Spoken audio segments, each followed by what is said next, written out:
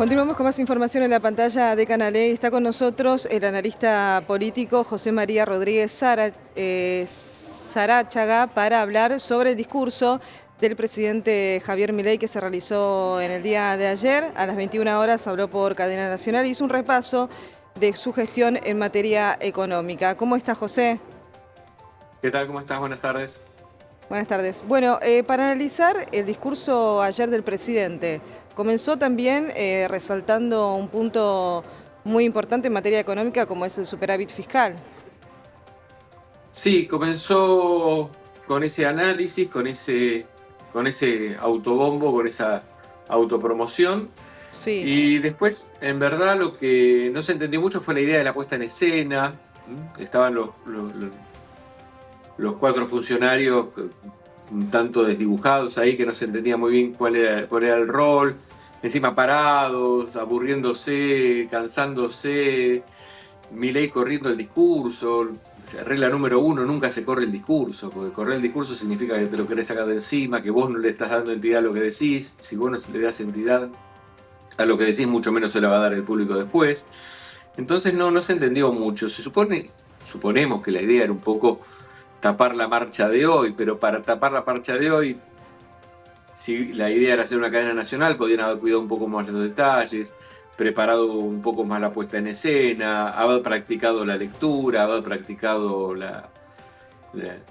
toda, como decíamos recién, la mise en scène del mensaje, porque para hacer una cosa deslucida, corrida, de apuro, con los cuatro, como decíamos recién, con los cuatro funcionarios aburriéndose, no tenía mucho sentido.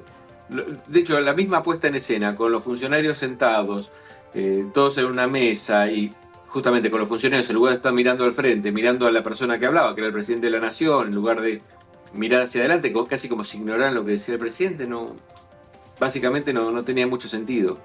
Bueno, José, no es la primera vez que se da una puesta en escena de estas características y además, bueno, Milei también tiene una particularidad de que los discursos son leídos. Ayer vimos un economista o un presidente que hablaba a la gente. ¿Qué opinas? Yo creo que lo que vimos fue una persona que se esfuerza mucho por convencerse de que es brillante. Milei es un tipo que es una persona inteligente, pero es como si todo el tiempo estuviera forzándose a sí mismo a demostrarse a sí mismo que es brillante. Lo cual lo termina desluciendo. O sea, es el presidente electo, no necesita demostrar nada más, ya está. Si hubiera comunicado el discurso, si lo hubiera dicho, básicamente el discurso es para ser dicho. De hecho, la palabra que se utiliza históricamente para referirse al discurso es brindar el discurso. El discurso se da al público. Entonces, mínimo, hacerlo más coloquial. ¿Y por qué crees Usa que un se teleprompter usa si querés, por qué crees que se usa el recurso de la lectura? porque es lo que se siente cómodo él. Ujú. Y no quiere cambiarlo, evidentemente no quiere mejorarlo, está contento de mostrar su estuche de los lentes todo el tiempo. Son cosas personales de él, que bueno, él cree que eso comunica más, y hay una cosa que hay que admitir y reconocer. El discurso de ayer sirve mucho para la tropa propia. La tropa propia todavía es amplia, entonces en algún punto le beneficia. El tema es, esa tropa propia no hubiera tenido ningún problema si no daba el discurso, no iba a tener ningún problema si en lugar de hacerlo por cadena nacional hace una conferencia de prensa, tampoco iba a tener ningún inconveniente si simplemente largaba un comunicado. Entonces, es una apuesta muy grande gastar una cadena nacional para eso. Los beneficios son relativos. El beneficio, bueno, es obvio, estamos hablando ahora de esto y si no hubiera sido la cadena quizás no estaríamos hablando.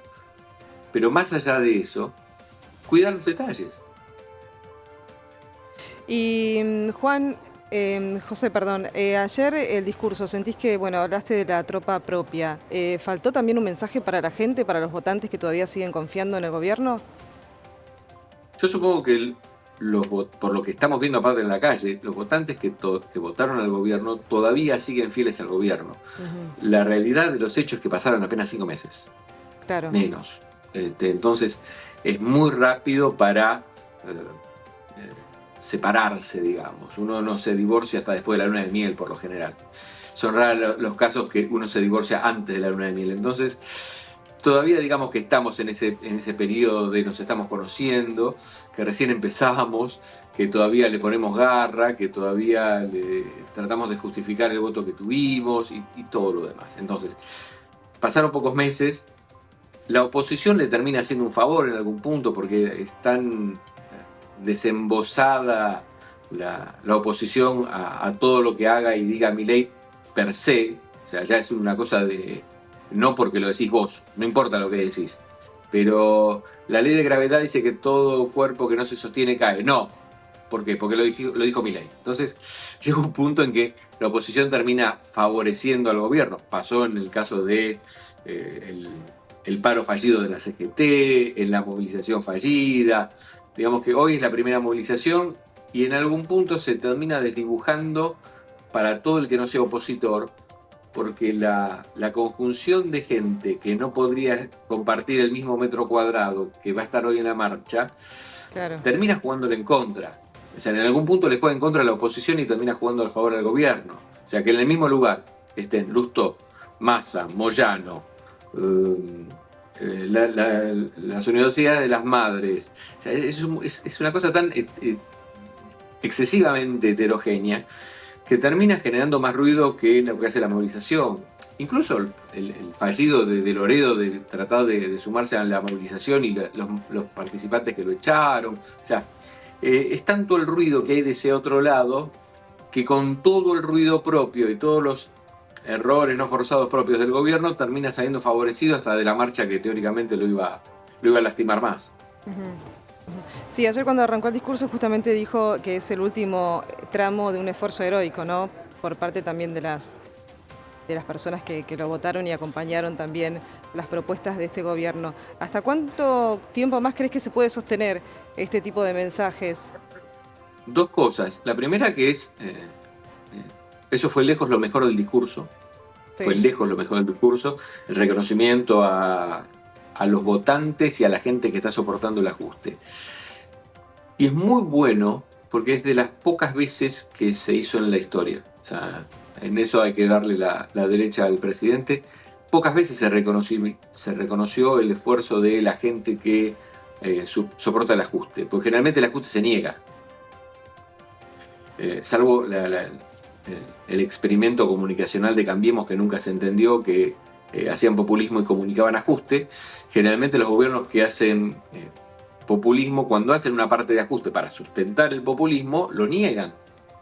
Recordarán a Cristina hablando de sintonía fina y ese tipo de eufemismos para decir que no se había ajustado, reacomodamiento y todo ese tipo de cosas.